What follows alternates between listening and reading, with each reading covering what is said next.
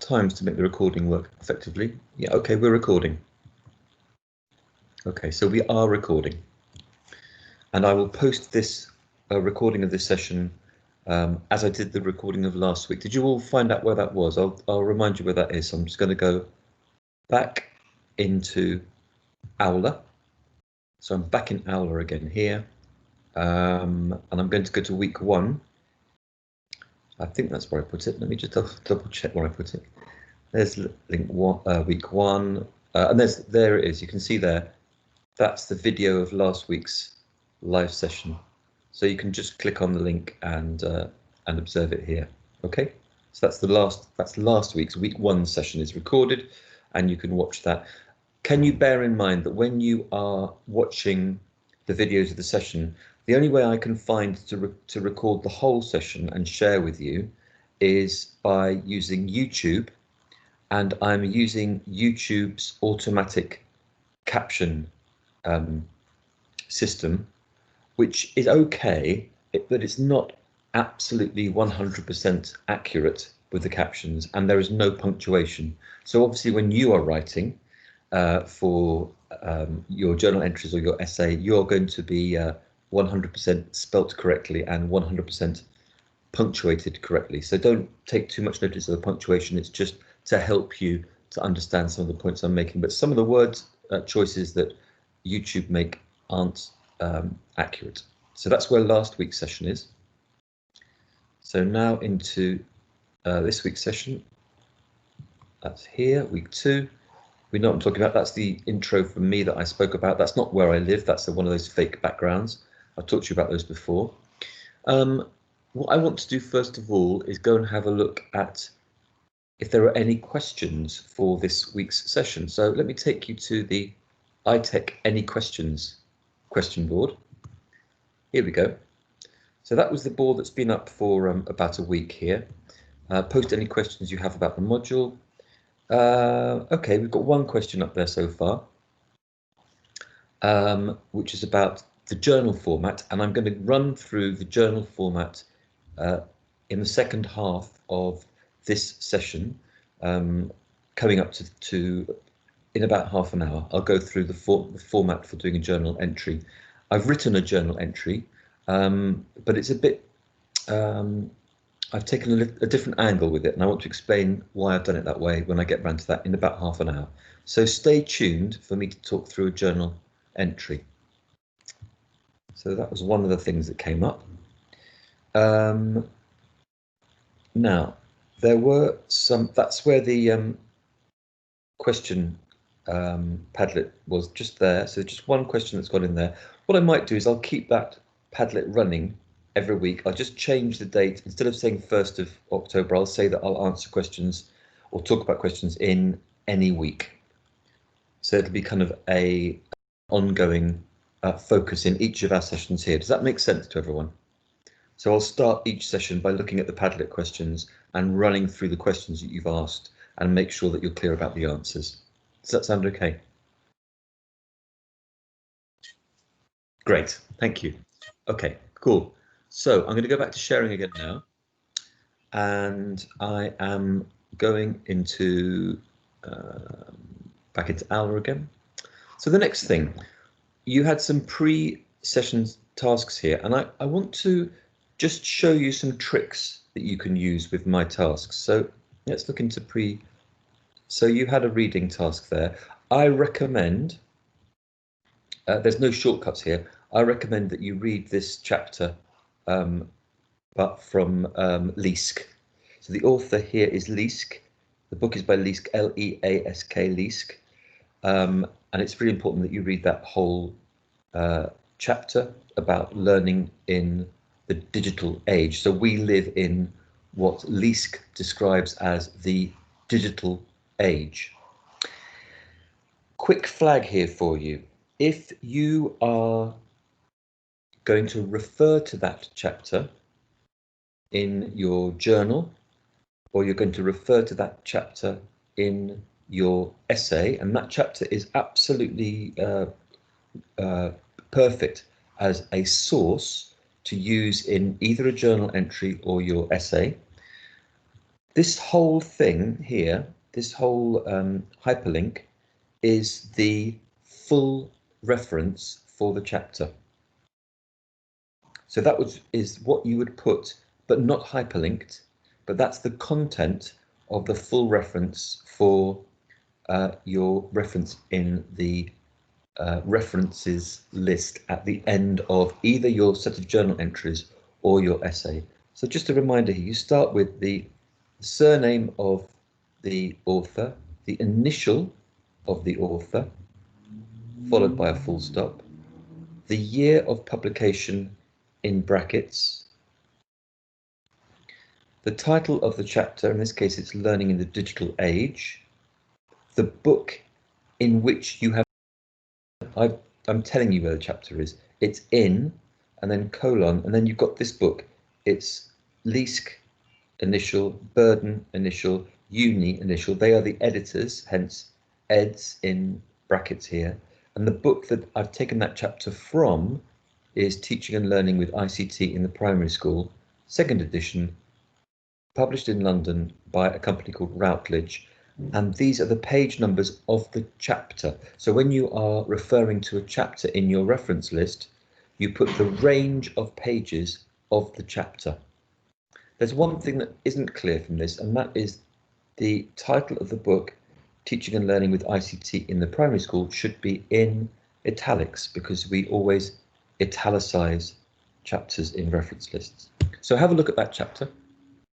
I think that's a core reading, and it will help you if you are thinking of writing a reflective journal entry on the content of this week's session. Let me come back to you again.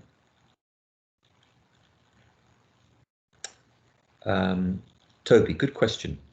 So when you are quoting directly from that chapter, Henry is the author. Henry is the author who is responsible for that content in that chapter. So you could say something like, let's take you back there again. You could say something like, let's go into it, see if it's going to open for me. Okay, we are now in the chapter. So I could take a quote and I could do something like this. I could say Henry, that's the author, and the date of this publication is 2015, isn't it? So I could say Henry, brackets, 2015, argues that, and using quotation marks, quotation, the attitudes to ICT in education policies tend to be enthusiastic. So I could take that quote,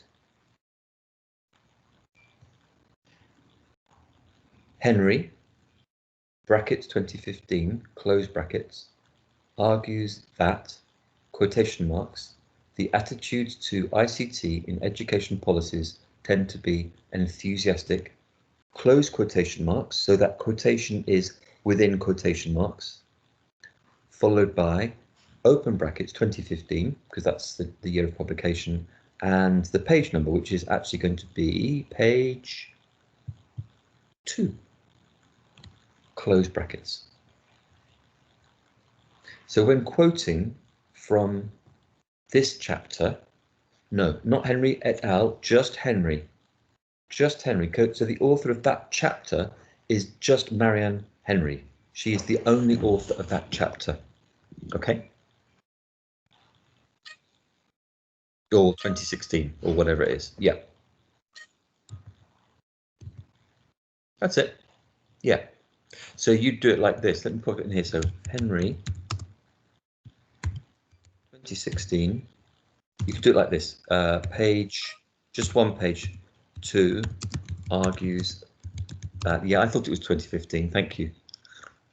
Thanks. 2015 argues that, and then you put the direct quote in there. Okay. And I don't need to put the page number and the citation again at the end of the quote. So I can put it either there, or I could do it like this.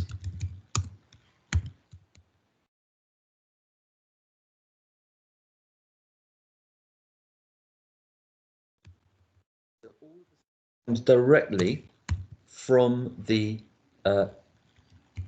chapter, quoting directly has to go in speech marks.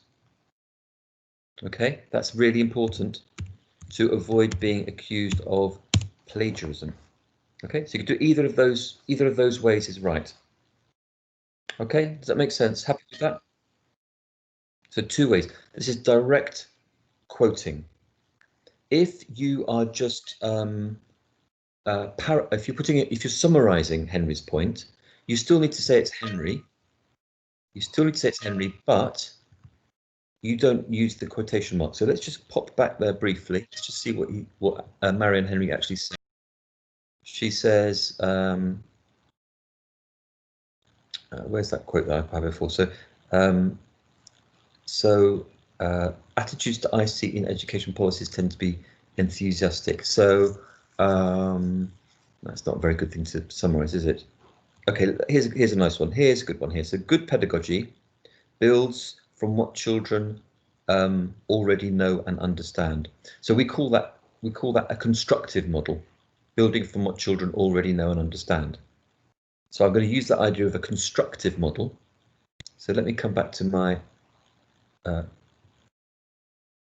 quote here. So Henry states that good teaching, so I'm not using the word pedagogy, I'm using the word teaching instead.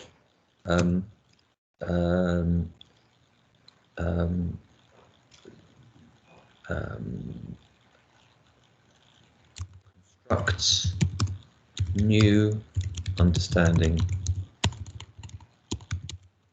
upon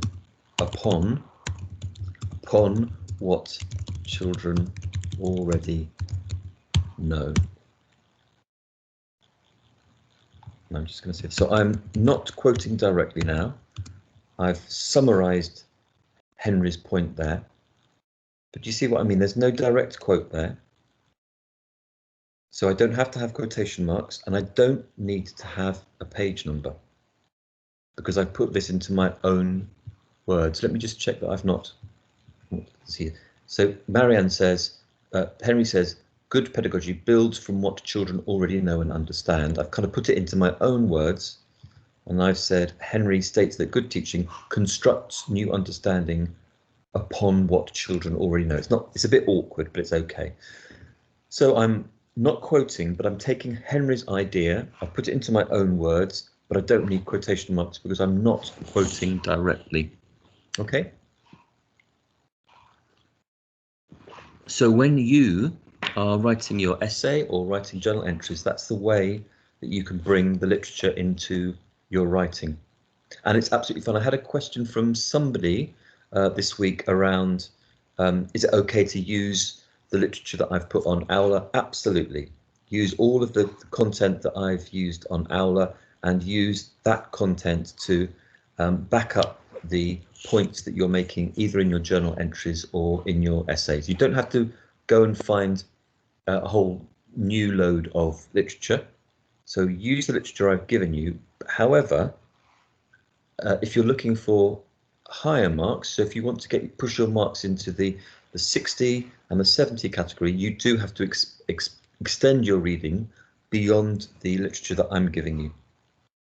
So the literature I'm giving you will get you through, but what you want to do for a higher mark is you want to extend your reading, and that's where you need to go to the library, find further readings to expand your understanding beyond what I'm giving you.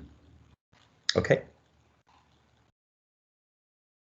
So let's go back to the second preparatory task. Let me go back into my live window again. Okay, so the second task, just here, was about to do with reading the article in Education Week, which seemed to be very relevant to me because it's about what is digital literacy. So I don't want to spend a long time talking to you about what digital literacy is, particularly because there's some really good stuff out there which tells us what digital literacy is, and you can read that and you can understand it at your own pace. what I asked you to do with this particular article was I wanted you to think about what this author or this writer called Spires means when she talks about 3 buckets. What does she mean by buckets? So here's a way of thinking about literature in a different sort of way. So here's this article here. I've just opened it up here already. Okay, don't worry about this. This is just trying to get you to register for the thing. You don't need to do that. So here's the article. Okay, it's an online journal, so you're going to get all of this kind of advertising there. So just ignore all of that. But it's just a way I'm going to be using online literature because we're learning at distance, and I wanted to try and find as many ways to give you a broad range of literature that was easily accessible from home. So this is a definition of digital literacy. And I asked you to think about buckets. So, I mean, what you can do is what would be a great thing to do would be to read through the whole article. Okay, that's really useful. Okay, it's good. It's American. It's very much the American perspective, but that's okay because our thinking about digital literacy is very similar, whether you're in the UK or the US. So it's all relevant. But I've asked you to find out about buckets. So what you could do is you could read the whole article and find reference to buckets, or here's a shortcut. So here I am, I'm online. Okay, this is a live page. I'm going to press on my keypad Control F. And I've written the word up there already, but I'll get rid of that. So I've got a little search here. Let me just get rid of that again. I'll show you again. So I'm pressing Control F. Okay, and then I can put the word buckets in there, buckets, and that takes me directly to the word buckets. I don't have to read the whole thing. I can just go straight to the word buckets. And I asked you, well, what does she mean when she's talking, or what are the buckets that Spires is talking about, and what does she mean by buckets? So she says, so Spires, we don't need all of this information about her being a professor. That's not important for you. Spires views digital literacy as having 3 buckets, and she says the first one is finding and consuming digital content. So it's this process of finding stuff, like I've found stuff, finding and consuming or reading digital content, creating digital content, and communicating or sharing digital content. So 3 elements. One of them is in a sense is a slightly passive role to do with finding stuff online and reading it, and that's something that lots of us do lots of the time. If you read blogs or online newspapers or just any stuff, posts on Facebook and Snapchat and all that kind of stuff, that's digital content, and lots of us spend probably a lot of time finding content and consuming that. In other words, taking it on board, reading it. That's the first element, that's the first bucket that Spires talks about. The second bucket she talks about is the idea of creating digital content. So to be truly digitally literate, Spires says you have got to be able to create digital content. In other words, you might be somebody who writes their own blogs. That means that you create digital content. Perhaps you use something like Instagram and you post original stuff on Instagram, in which case you are creating digital content. And finally, you've got this element of communicating or sharing digital content. So you read it, you consume it, you make it, you create it, and then you communicate it. So somehow you enable others to see the content that you have created. And what Spires says is those 3 elements together, and I guess I'm using the word elements instead of the word buckets. So she talks about 3 buckets, and I'm using the word 3 elements. Together indicate that somebody is truly digitally literate. So the task there was to look at the that article there, to reflect, I suppose, to reflect on that and to think about your own place in the digital world. So to what extent do you satisfy those three buckets? To what extent are you meeting all of those elements of being digitally literate? And that might be something that you could reflect on. That could be something that you reflect on if you, when you're thinking about your own literacy, your own digital literacy. So when we talk about literacy, got somebody asking to join the group. When we talk about digital literacy, let me just let them in. Oh, they've disappeared. Hang on a second, I've got a request for somebody to come in. Let me just see if I can help them come into the group. Nope, they've disappeared. Okay.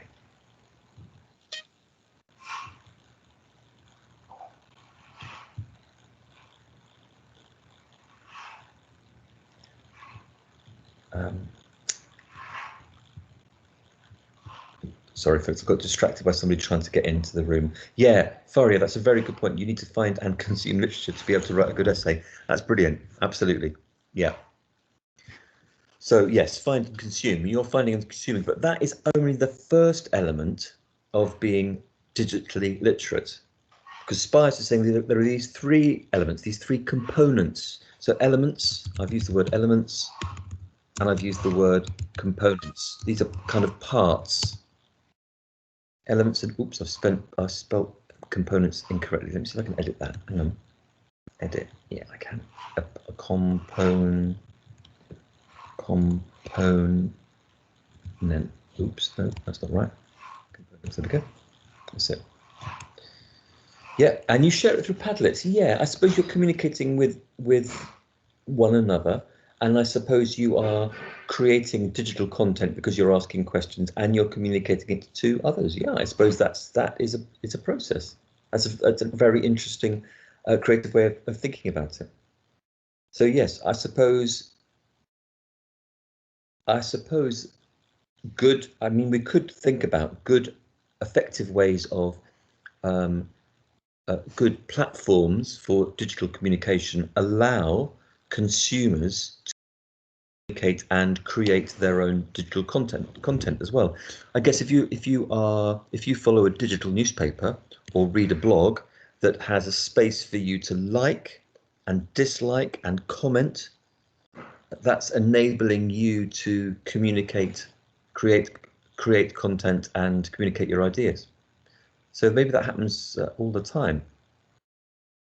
So I suppose what the term digital literacy is a kind of literacy. When we talk about literacy without the word digital, we're talking about the idea of reading and writing and sort of speaking and listening to a certain extent, but more to do with reading and writing. So if we are able to read and write and understand and communicate in an understandable way, we can argue that we are literate.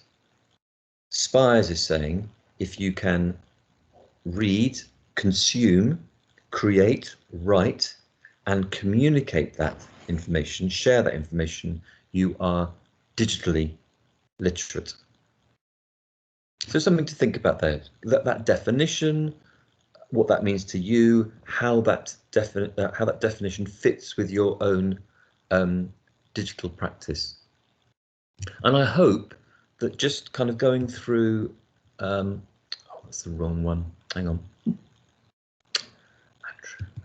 Let me go back here again. Wrong place, wrong window. Try again. Let's try again.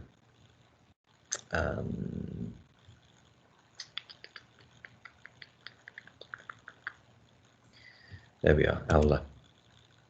Yeah, the important thing here, I mean, the other skill here that I wanted to point out to you, I mean, you could do it with this journal article as well, not this chapter as well. So with this Marianne Henry chapter, if you wanted to look up literacy in this chapter, let's just remember it's Control F. There, I've got my search up there. I'm going to put in the word literacy. literacy. Okay, and you've got 11 times that she mentions literacy, but most of them are in the reference list there, so it's not quite so useful. I wonder if she uses the word, she uses the word digital 83 times. So you can search and find the phrase that you want to use in your essay or journal entry by using, that was the Control F, and then you search for the word that you want to use. So I hope that's a useful tool for searching through articles and chapters quickly. Somebody's got their mic on, so we're hearing what you're doing with your sandwich or your cup, which is fine by me, but just to let you know. Okay, let's look at the last preparatory activity. Let's try and make sure I get to the right place. There we go. Last one. Here we go. Pre-live session. So the last thing I asked you to look at was this one. Now this is a really easy thing for you to look at. This is a short video. I'm not going to play it for you now because it's very short and you can watch it more efficiently in your own time. But this is a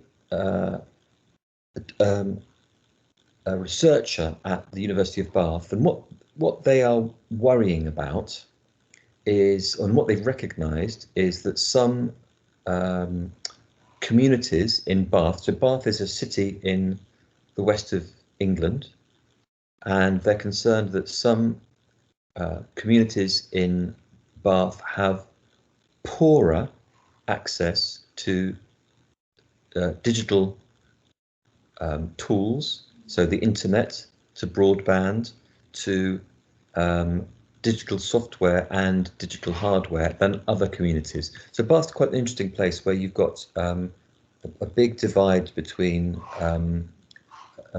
the quite a wealthy community and quite a deprived community. And there's a big difference that the University of Bath have become aware of about the access to digital systems, where if you've got money, if you're affluent, you have better access than if you live in a more deprived area. And that's what we call the digital divide, the difference between having it and not having it. So there's a kind of social justice thing here as well, which probably fits in a little bit with what you're starting to look at in the module EC in ECC. So there are links here between what we have as digital consumers and our experience of other inequalities in society. So have a look at that. They've got some interesting solutions there. And I think the last point to make about the digital divide is that the digital divide works in two different ways. There's the digital divide in terms of some people having access to a good broadband or Wi-Fi signal and good hardware, so having an efficient computer or an efficient phone or mobile device or whatever you're using to access the digital content, and some people not having that. So there's a divide there, those who have and those who have not, who don't have. Okay, there's that divide.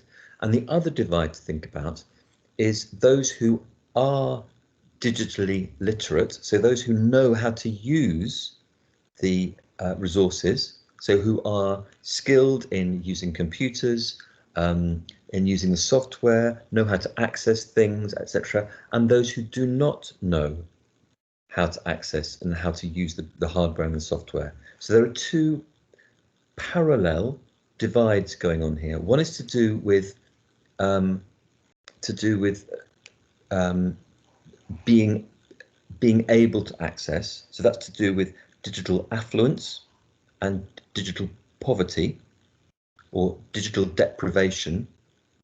Even if you could use it, you can't access it. And the other thing is to do with skills and understanding, which is to do, the idea that some people have the skills and understanding and some people don't have the skills and understanding. So there are two divides there that work in parallel. Yeah, thank you. Uni, that's a very good point, and that's language that comes up in a lot of literature around the idea of digital natives and digital novices.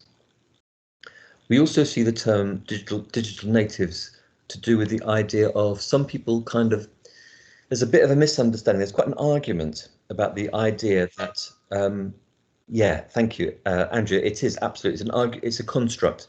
So it's the idea that perhaps some people who are now in their teens and 20s, like many of you, are digital natives because you have been immersed in this digital world for all of your lives. And somebody like me, I know that you'll find it hard to believe, but I'm no longer in my 20s. I've come to the digital world quite late. I've talked about this a little bit last week. I had my first mobile phone when I was about 34, and my first computer. I think it was probably in the late 1990s, but I was certainly in my late 30s when I had my first home computer. It was a computer not like the computers we have now, not a laptop. It was a great big thing that worked off dial-up. Took forever. It was very slow. So I'm what you might describe as a digital migrant. I've come to this process of accessing digital technology quite late in my life, having already learned stuff. And the argument is, as Andrea pointed out there, it's a disputable. We can argue about this, that some people are kind of born into the digital generation, as Neha's used that phrase. That's great. Are born into it, and then we kind of make an assumption that people who are born into the digital generation will just kind of, they'll just get it, just because you're surrounded by it. But as Andrea says, that's a construct. That's something that people will argue against, and because we've still got these issues around the digital divide. So, two people born in the year 2000, so who are now 20 years old, one of them may have been immersed in digital technology all of their lives because of having excellent digital access and having into a family with sufficient funds to kind of buy into the kind of digital generation. And somebody born on the same day may have not had that access because of poor software, not having adequate digital resources, and perhaps also having a poor digital signal and things like that. So there is this divide. The generation assumes that you've got everything, you've got access to everything that you need to have access to. So we need to be cautious, I think, around the terms natives and novices here, and perhaps around the terms natives and migrants. It's another term we just need to be a bit more questioning about.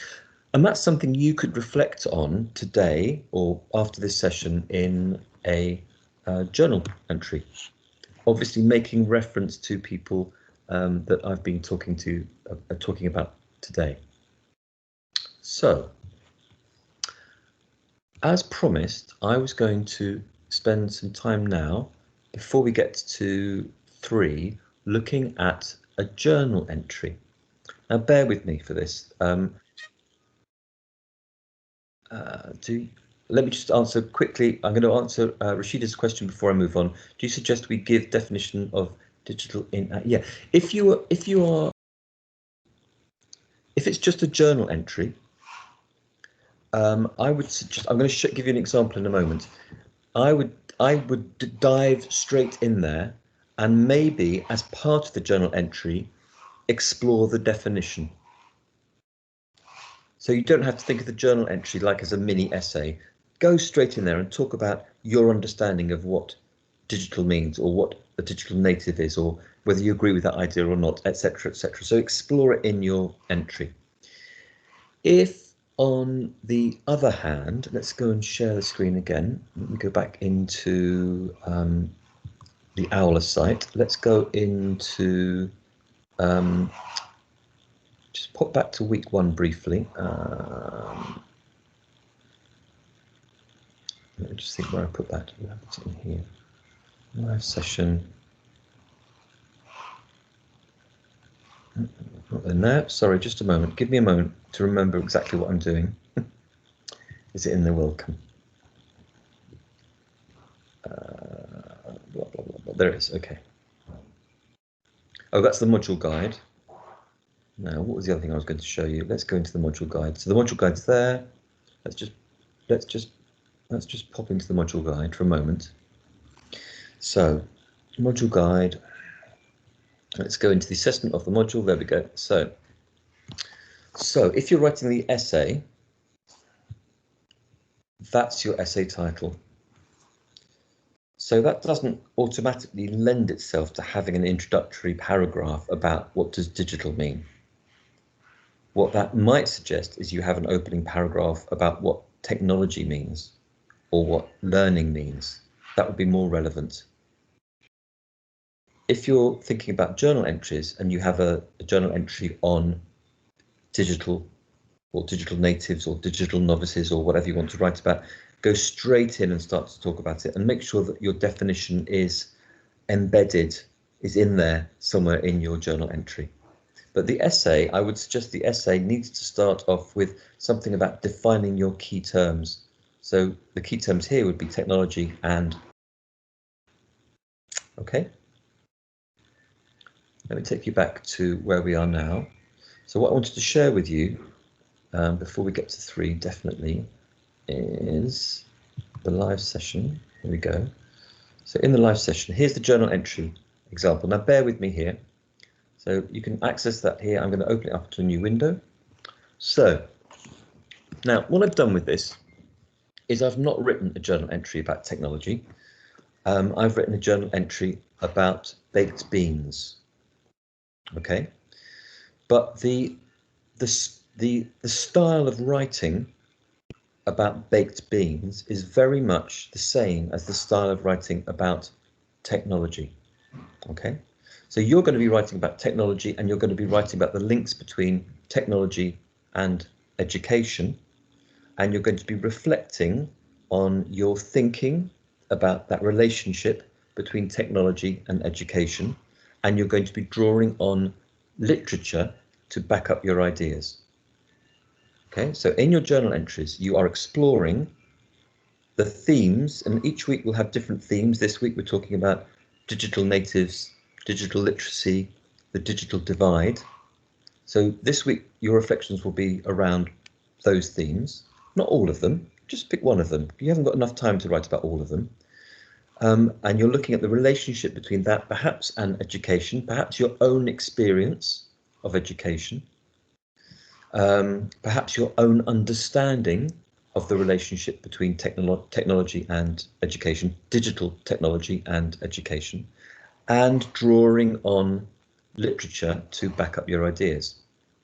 So what I've done in my journal entry is I've explored the relationship between, instead of technology and education, I'm looking at the relationship between baked beans and nutrition.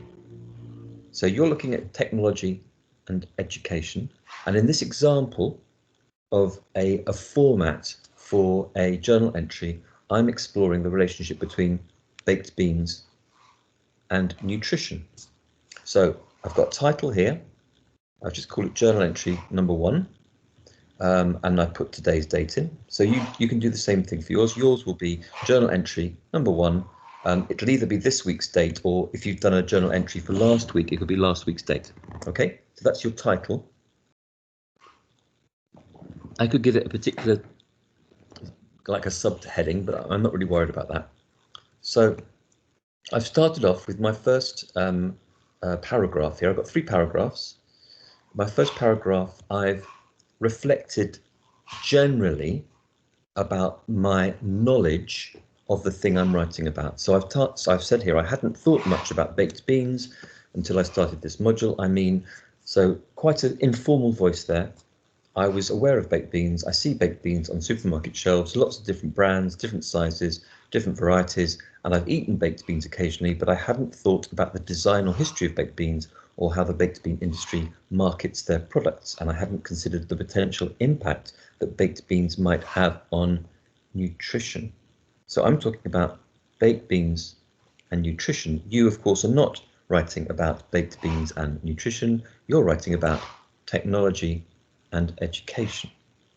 Okay, so I've moved on there. Second paragraph. So I'm reflecting on the discussion I had in this imaginary module that I was attending.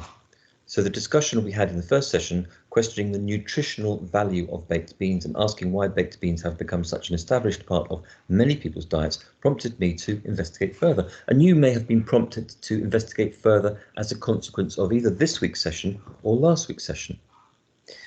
I found that according to Statista.com in 2019, the average purchase of baked beans for UK consumers remains fairly steady at 80 to 95 grams per week. So a reference there to data, that's genuine. So there is a website out there called Statista, and it gives you data. So 80 to 95 grams per week, although that figure dropped to 72 grams in 2016-17. So there are 400 grams in a standard baked bean can, which suggests that on average UK consumers eat the equivalent of a can of baked beans every 4 to 5 weeks. That's pretty amazing, isn't it? And that's true. So I've done a bit of research about the consumption of baked beans. You're not on a module about baked beans. You're on a module about technology and education. Okay, so think about what the sort of data that you could use in a piece of reflective writing, thinking about technology consumption. I'm talking about baked bean consumption. You might be thinking about technology consumption. And then my final paragraph, but I also wanted to challenge my assumption. So this is really important for this module in technology and education, introduction to technology and education. I want us to challenge the idea, the assumption that technology is just great. You know, technology, digital technology means everything's fantastic. I want us to be much more critical about it and think about what the advantages of digital technology for education, for learning might be, and maybe what the drawbacks of it might be. I don't want us simply to accept the idea that technology is super and we should all be using it all the time. I want us to be more critical. So my final paragraph here, which is about baked beans, is about questioning an assumption I had, but I also wanted to challenge my assumption. So an assumption is something that you accept as being correct. I wanted to challenge my assumption that baked beans are a reliably healthy option. According to Shubrock, 2018, an average can of beans contains up to 18 grams of sugar and 2.4 grams of salt, representing 20% and 40% of the daily reference intake. So the daily reference intake is something the National Health Service produces, that is how much of a certain substance you should eat in order to maintain your health. So if I was to eat a can of beans every day, in that one tin of beans, I would already have had 40% of my salt content for a day. So I've just made a point there that I'm not intending to eat baked beans on this scale every day, but it did make me question that marketing strategies employed by the bean producing companies, Heinz, Cross and Blackwell, all of those companies, and question why I had assumed that beans were a healthy option in the first place. So that kind of format there, and that's available to you all as a way of thinking about how you could construct a journal entry and the kind of language and the kind of references that you could make in your journal entry. I'm going to come back to the main screen and just kind of take some questions about that.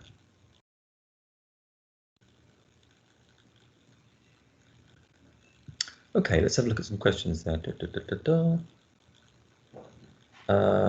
Right, thanks.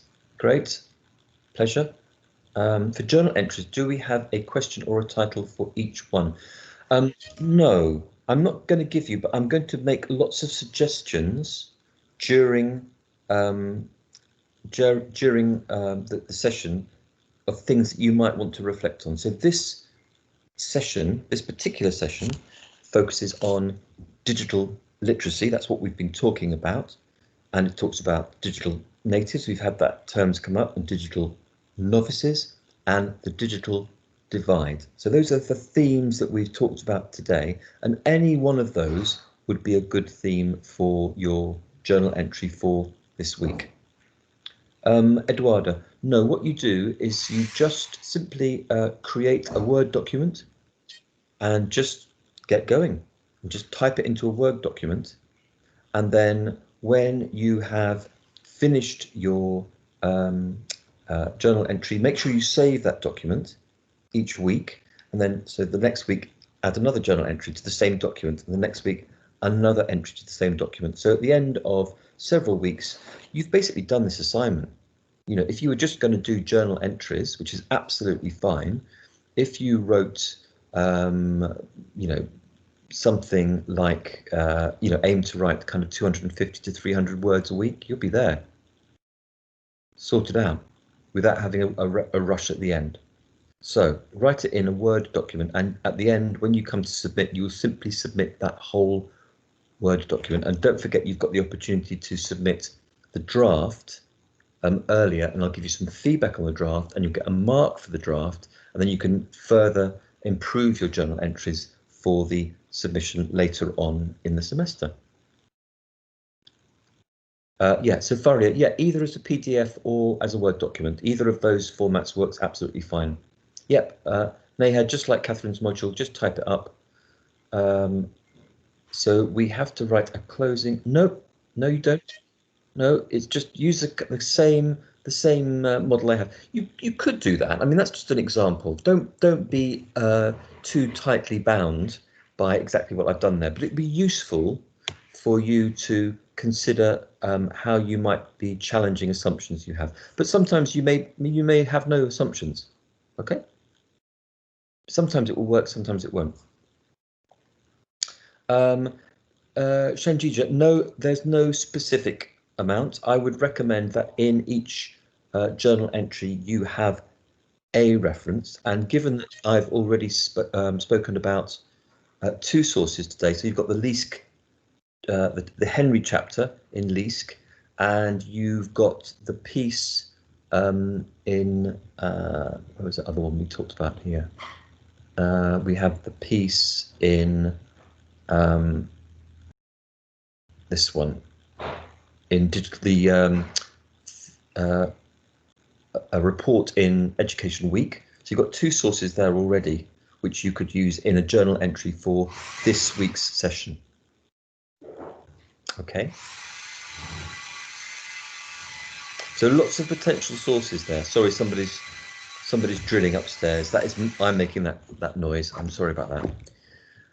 Okay, does that make sense as a sort of, but don't feel too bound by that. It's a suggestion. It's about the tone. You've got to write in clear English. You've got to write in sentences. Stick your spell check on and your grammar check on. So make sure that you're writing in sentences, and when you get a little squiggly line, that means you've got to do something. You've got to edit. And make sure you use references. And I've given you some examples of how you would reference earlier on here. So if you just scroll up the conversation here, you can see the examples from Henry, for example, up the top there.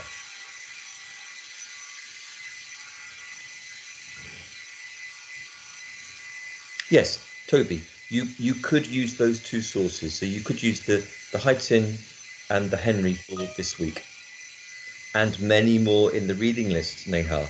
Absolutely. So what you're thinking about here is if you just want to, if you're just thinking, oh, okay, Andrew, let's just tick some boxes here. I'm going to get through this, and I don't really mind what mark I get as long as I pass it. Yeah, just go for the core stuff. If you are aiming higher, so if you're looking for a mark in excess of 60, then extend your reading. Okay, because an extended reading, engagement with a wider range of reading will enhance your submission.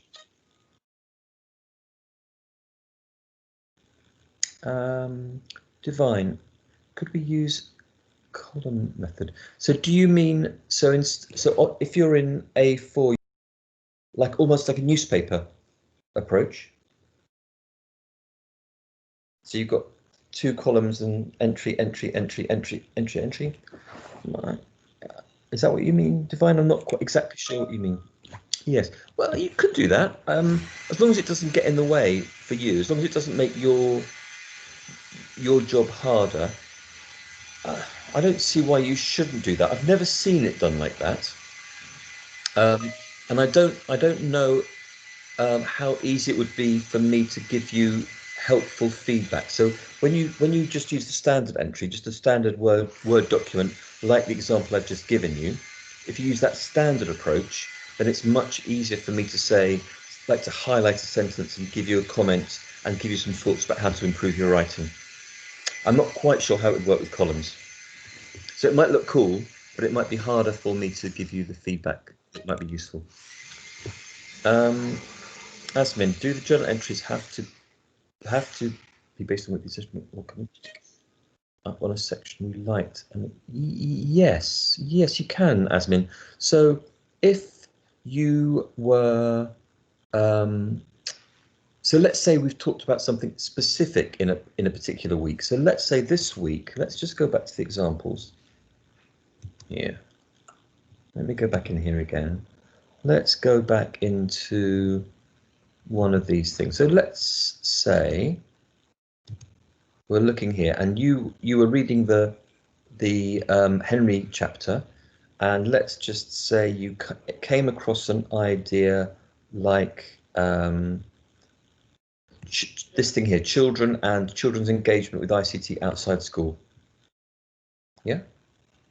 So let's say that suddenly struck you. You thought, well, that's really interesting. I'm really interested in this stuff around. This is about digital literacy, because this chapter is about digital literacy. Let's just go back to again. That's what the focus is.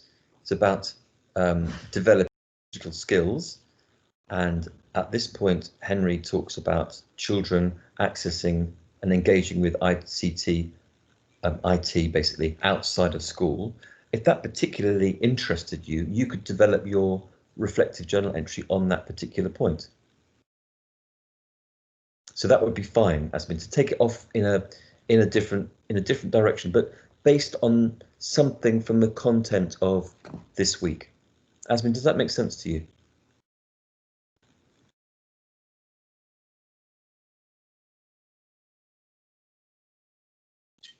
Great, super, thank you. Neha, what I will do is I will. So, do you mean, Neha? Are you talking about the early submission of the essay plan? You're not talking about essay plan in, okay. So when you submit the essay plan in the draft essay plan, what I think would be useful for you in terms of an essay plan is to give me an overall picture of your essay. Now let's just think about this a bit logically here. Let me just go back to share my screen again. I hope the sharing screen is working. It looks to me like it's working quite well, but so you've got this the whole thing is going to be 3,000 words. You got that essay. So let's just think kind of logically about a 3,000 word essay. If you were doing a plan for a 3,000 word essay. Okay, so 3,000 words. 3,000 words. Thank you. Thanks, Rahima. That's great. 3,000 words. So each page is about 400 words. Yeah, roughly, if you're using a Word document. So 3,000 words is about 7.5 pages. Okay, about 7.5 pages. So each page, I would expect there to be perhaps 3 paragraphs, perhaps 2 to 3 paragraphs on each page. Does that seem reasonable? Because you're not going to have just great big blob of writing on a page. It's going to be divided up into paragraphs. So let's say 2 to 3. Okay, and let's say you've got 8 pages in total. So 2 to 3, so that'd be 16, something between 16 and 24 paragraphs. Okay, let's take an average. Let's call it 20 paragraphs.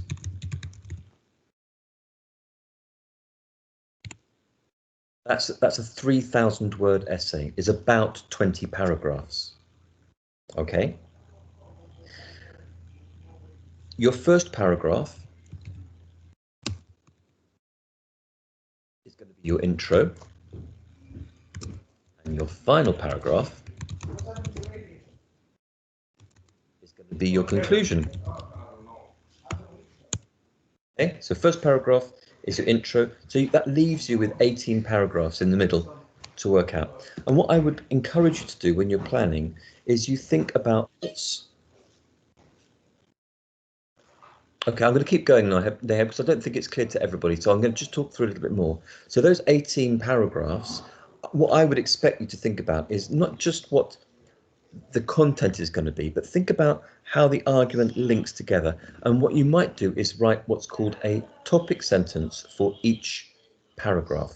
So a sentence or the beginning of a sentence or a partial sentence for each paragraph. So what you were handing in, Neha, might be simply a page of A4 with just kind of bullet points for those paragraphs. So you've thought through a broad plan of the whole essay. If we're doing journal entries, would we? No, you don't need an introduction or a conclusion if you're doing journal entries. Just write the journal entries. That's all you've got to do.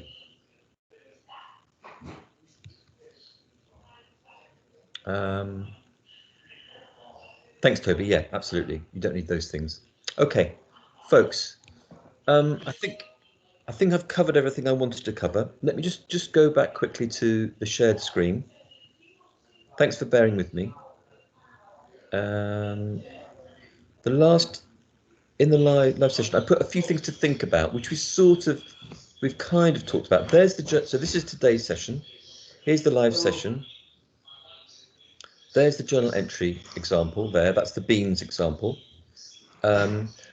What I was thinking of doing, we've kind of run out of time a little bit, but I was thinking about we could have a conversation about how students can engage in their digital skills as learners. So one thing you might want to reflect upon, here's another thing you could write a journal reflection on, is how your use of digital resources supports your progress as learners. And I was going to share with you this, because lots of you have done these brilliant sort of hello welcomes, introducing yourselves, and you could use this content in your reflection. So you could actually start by building on your own reflections on what you did during lockdown, and how you used digital resources, technology, to kind of, keep going basically during lockdown. But it might be to just keep engaged and learning and expanding your understanding. Now, I don't know whether Snapchat does that or playing on a PS4 does that, or but it might do. And you might want to begin to have an argument about that in your journal reflection. So make use, if you've done a hello on the Padlet, please make use of those in your journal entries for this week, because I think there's some really good ideas here that I'd like you to make the best of. And the final thing I thought you might consider as a journal entry is just to think about, because we have different levels of digital literacy in any classroom, what can learners in the classroom and what can the teacher in a classroom do to offset, to overcome the digital divide? So if you think about it, it's really tricky. If you're, I've lost you for a moment here, hang on.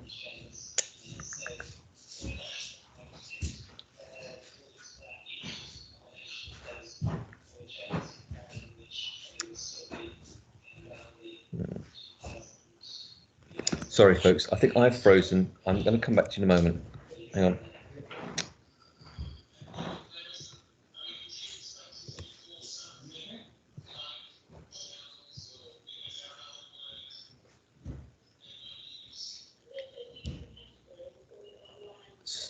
Sorry, everybody. I think I lost you for a moment there. I got kind of interrupted and my screen froze.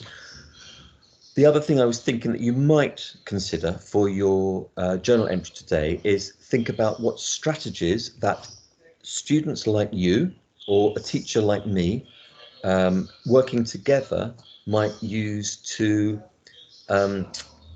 overcome the digital divide. You know, we recognize that not everybody will have the same the skill set around digital technology. We recognize that not everybody will have the same access.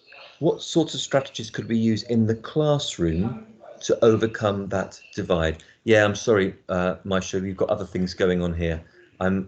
This is one of the digital problems that I live with other people who use the internet and are working from home. So it's a kind of challenge we all have. Cool. No, thanks. 18 paragraphs. Can we not have fewer? But well, Shanjita, I'm just thinking there. All right. I mean, you've got to write about. I mean, what do your essays usually look like, Shanjita? Let me just throw that back at you. When you've written an essay before, I mean, first question: have you written a 3,000-word essay before? That's the first thing to think about. You know, 3,000 words. That is about 7 pages. And you're not going to have one paragraph on a page. You've got to have a couple of paragraphs on a page because you're going to have different ideas. So you're going to have a minimum of 14 paragraphs. Okay, think through the logic of how you might organize your ideas. So this is Rashida here. So for the essay plan, can we do few paragraphs and bullet point? Yes, you can. Absolutely. Yeah. So use it as an opportunity to share a draft with me. So a couple of paragraphs and bullet points for the rest of the essay. That's a really good way of thinking about it. That was Rashida. Rahima, for the essay, what you can do is write the 900 words to hand in, and after you have handed it in, is there enough time to add on the rest of the word count? Rahima, is that a question? I'm not sure if that's a question, Rahima. Can you just clarify that? Oh, or is that advice? Yeah, write the 900 words to hand in.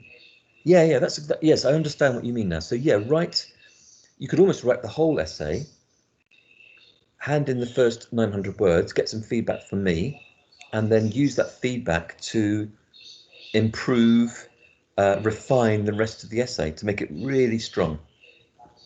Yeah, sorry, Maisha, yeah, apologies, I can't help that. I've got there are 3 of us working in where I live at the moment. So we're sharing the signal, and we're all having meetings at the same time. Will we have a session based on the pros and cons of digital technology, or is it more? It's kind of embedded in everything, Shanjita. So what I'm hoping to do is, as we move through the module, I'll keep asking this question. I'll keep on asking you to challenge your expectations and assumptions about how effective digital technology is.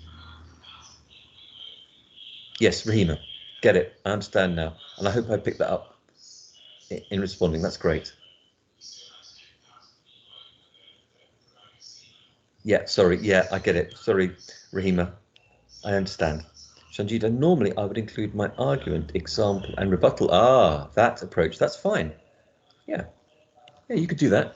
You can have an argument, an example, and a rebuttal. But what you might do is in one chapter, you have a paragraph.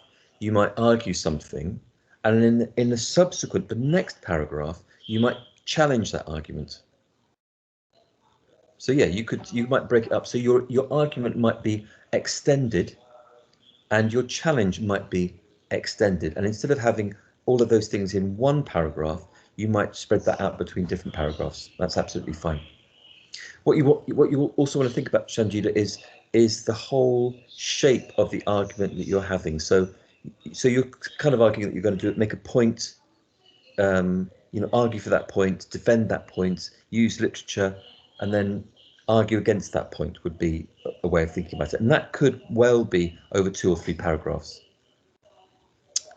900 words from the essay or journal. Yep, that's correct. It's 900 words from the essay and or the journal. So a total of 900 words for that first submission.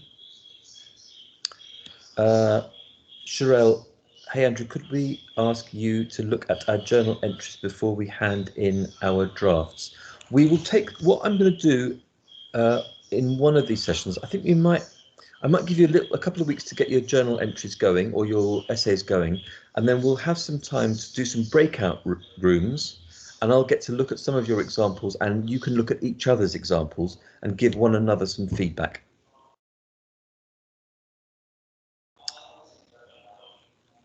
Cool, that's brilliant. Okay, folks, I've overrun. I apologise. I meant for these sessions to run on for an hour only. So we've covered the content, but what I'm going to do, as I did last week, is I'm going to stop recording now. Let me do that first of all. Sorry about the other distracting noises.